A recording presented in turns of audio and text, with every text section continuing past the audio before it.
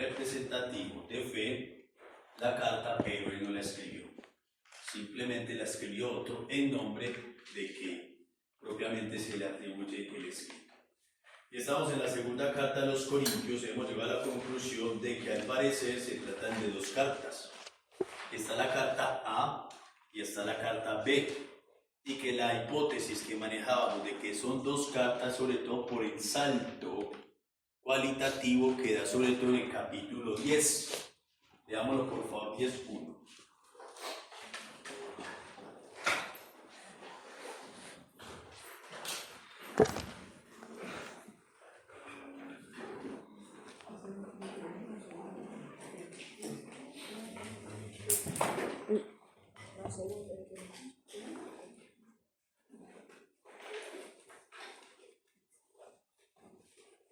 Yo mismo, Pablo, se lo pido por la ternura y la bondad de Cristo. Yo, tan tímido cuando estoy entre ustedes y tan valiente cuando estoy lejos. Ahí está, entonces algunos dicen esta traducción es un poco más afable, más amable, pero que el tono empieza a ser un poco más brusco, porque Pablo como que empieza a defender su apostolado. Entonces está la carta A y está la carta B.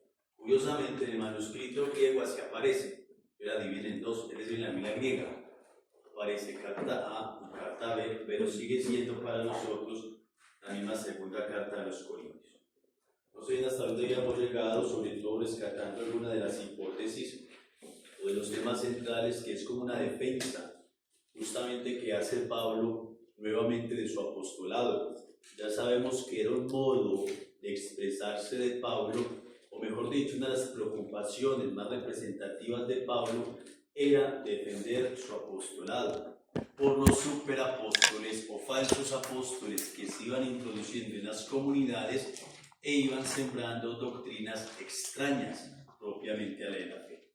Entonces Pablo siempre tiene eso entre ceja y ceja, certificarse propiamente como apóstol.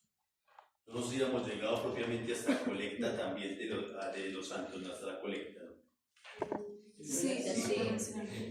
Debemos hablar antes de la colecta, Pablo como apóstol. que estaba justamente en los capítulos 8 y 9.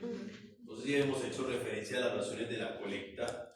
Generosidad, dificultad y eso. Estaba la generosidad, La dificultad. ¿cierto? Manifestación. La paz.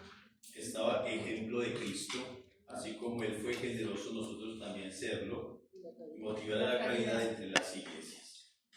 Hoy hemos pasado a la carta B. Entonces hasta ahí 8 y 9 capítulos de la primera carta. Es decir, del capítulo 1 hasta el capítulo 9, carta A, de la misma segunda a los Corintios. Vamos con la carta B, que empezaría desde el capítulo 10. Sobre todo se caracteriza por su carácter polémico. Pablo como que sube de tono.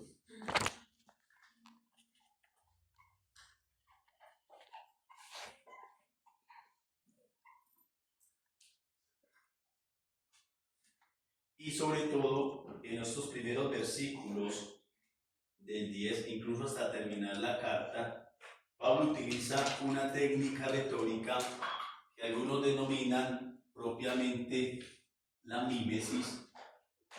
Hágame por repita, versículo qué. Pues a partir del capítulo 10. No, sí, pues los versículos. Solamente capítulo. Sí. La mímesis, o también lo que es la elogio de sí mismo.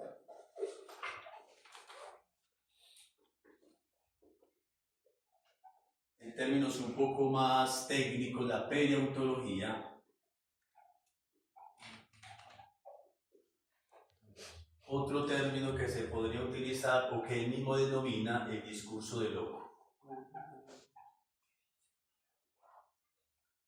Es importante entenderlo porque Pablo en muchas ocasiones viene a ser tildado o criticado, es una persona muy soberbia, porque pareciera que fuera el centro del mundo, o el ombligo del mundo, porque él fue el que más estudió, el que más fiel a la ley es, el que es verdaderamente hebreo, el que es superapóstol, el que nadie lo supera en ser apóstol, el que se encontró con Cristo.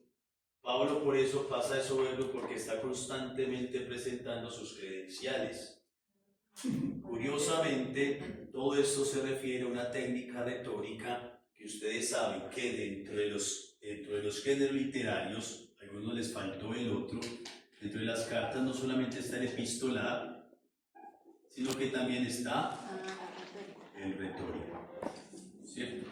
Pablo es constante en su retórica, exordio, propositio, argumentatio, peroratio, y además de eso existen otras técnicas dentro de la oratoria, dentro de la retórica que Pablo también ha adoptado. Curiosamente, entre los retóricos antiguos era muy común echarse flores, ¿sí?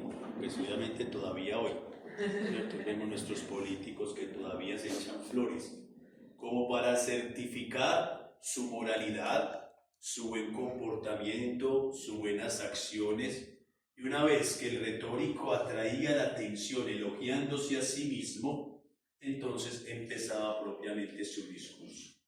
Pablo tiene esa técnica, pero lo interesante es saber que no es tanto por vanagloriarse a sí mismo, sino que simplemente es una técnica retórica.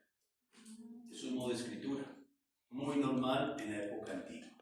Es como cuando usted escribía, si hubiésemos vivido, digamos, en aquella época, hubiésemos escrito algún libro, tal vez hubiésemos utilizado esta técnica de vanagloriarnos primero para luego llegar, digamos, a un punto determinado. Le damos al menos este 10.8.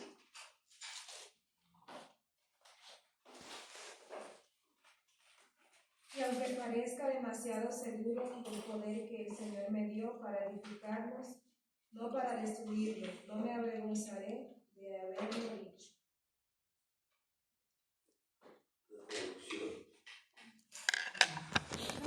Y aún cuando me gloriaba, excediéndome algo en ese poder nuestro que el Señor nos dio para edificación de ustedes y no para ruina, no me avergonzaré.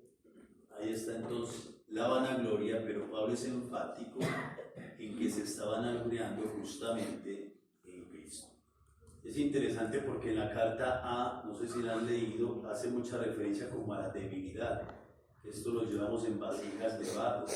Y acá es enfático que toda la vanagloria que él hace, obviamente está referida a Cristo.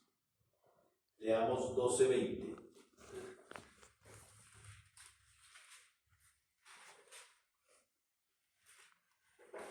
Temo que si voy a verlos, no los encuentre como quisiera, y que ustedes a su vez no me encuentren a mí como desearían. Quizá haya rivalidades, envidias, rencores, disputas, calumnias, chismes, soberbia, desórdenes. Y ya luego, él mismo entonces cataloga este discurso como un discurso de loco. Leamos por favor 11:1. Ojalá me aguantaran algunas tonterías, claro que las aguanto. Acá dice, ojalá pudierais soportar un poco mi locura, seguro que me la soportáis. Pasemos al 16, 1:16. 11:16, perdón. Una vez más les digo que no me tomen por loco, pero si me toman por tal, acepten que lo sea y que cante un poco mis propias alabanzas. Y el 17. Lo que voy a hablar no lo hablo según el Señor, pues sería locura creer en mis propios méritos. Ahí está entonces. Y mire qué curioso cuando se empieza a vanagloriar. La vanagloria de Pablo no consiste en este caso propiamente en sus credenciales de romano, de judío, de su formación, sino que lo que hace Pablo es gloriarse en este caso de su sufrimiento por Cristo. Un ejemplo de ello lo tenemos en este trozo, por ejemplo, a partir del capítulo del versículo 21 hasta el 26.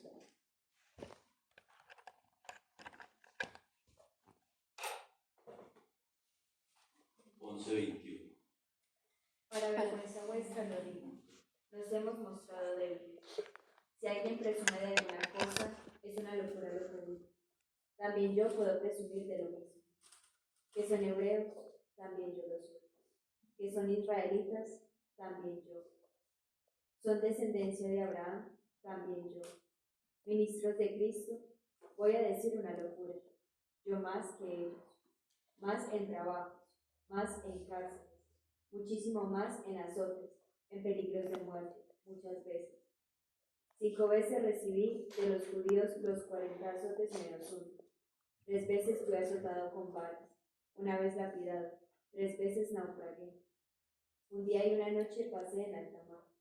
En mis frecuentes viajes me he visto en peligros de ríos, peligros de saqueadores, peligros de los de mi raza, peligros de los gentiles, peligros en ciudad, peligros en despoblado, peligros por mar, peligros entre los falsos hermanos. Ahí está entonces el elogio que hace Pablo. Algo parecido entre nosotros cuando vamos a misión.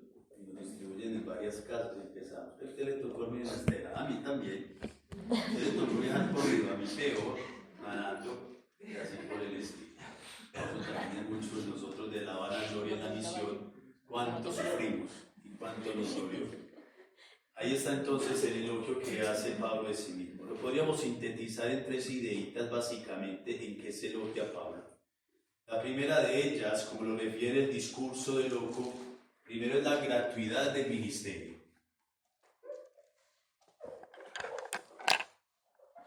Pablo con este discurso de loco, de este elogio, lo único que quiere rescatar es que todo lo que tiene ha sido gratuito.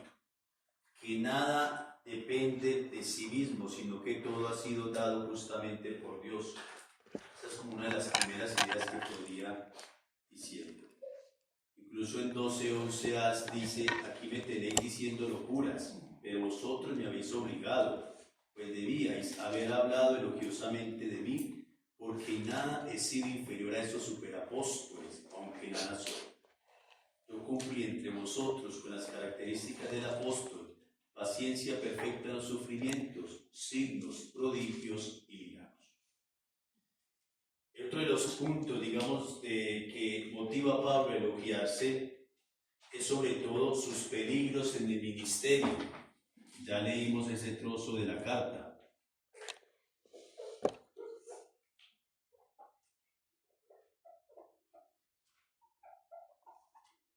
Todos los peligros que él ha tenido que soportar justamente a causa de la evangelización.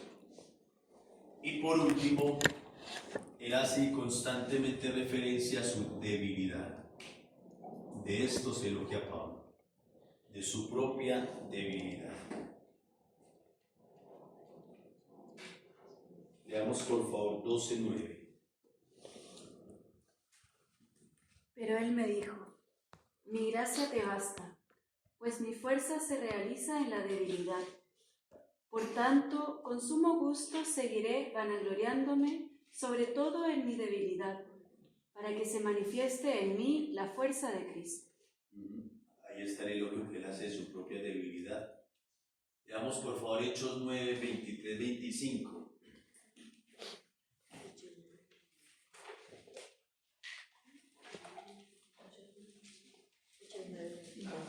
Al cabo de muchos días, los judíos decidieron matarlo, pero Saulo llegó a conocer su plan. Día y noche eran vigiladas las puertas de la ciudad para poder matarlo. Entonces sus discípulos lo tomaron una noche y lo bajaron desde lo alto de la muralla metido en un canasto. Al llegar a Jerusalén intentó juntarse con los discípulos, pero todos le tenían miedo, pues no creían que fuese realmente discípulo. Eso sobre todo en conexión con 11:32 que hace casi referencia a lo mismo. En Damasco el etnarca del rey Aretas tenía puesta guardia en la ciudad de los damascenos con el fin de prenderlo. Y esta acción que tiene Pablo en Hechos de los Apóstoles fue como también un momento de fuga, pero todo referido como al sufrimiento. Y uno de los temas constantes de esto de la debilidad es el famoso aguijón. Veamos por favor 12:7. Para que no sea orgulloso por la sublimidad de las revelaciones, me han clavado una espina en el cuerpo, un ángel de Satanás que me abofetea para que no me haga un soberbio. Claro, esta expresión del aguijón ha dado a hablar de todo es de todo. De pronto muchos lo refieren, digamos, al deseo sexual. Pablo no tenía esposa, en fin, entonces era esa apetencia que lo mantenía como turbado, agobiado, entristecido. Otros hacen referencia a una posible enfermedad que posiblemente Pablo padeciera, tampoco se tiene como certeza. Entonces uno no podría afirmar, para que ustedes de pronto no lleguen a ese punto de que, ay, no es que el aguijón que yo también llevo en mi cuerpo. No sabemos a qué se refería propiamente Pablo. No sé si de pronto ustedes tienen un comentario de algunas de sus Biblias en el 12:7. Sí.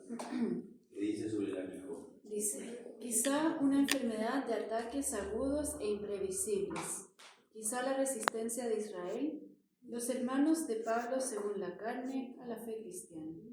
Hay otra postura que posiblemente el aguijón sean los mismos hermanos que se resisten. El rechazo de los hermanos. Entonces es muy impredecible uno llegar a afirmar que se trate propiamente de un deseo carnal, sabiendo que hay tantas posturas. Pablo no es tampoco tan claro respecto al aguijón. Lo interesante sí es cierto de que este aguijón es lo que impide que Pablo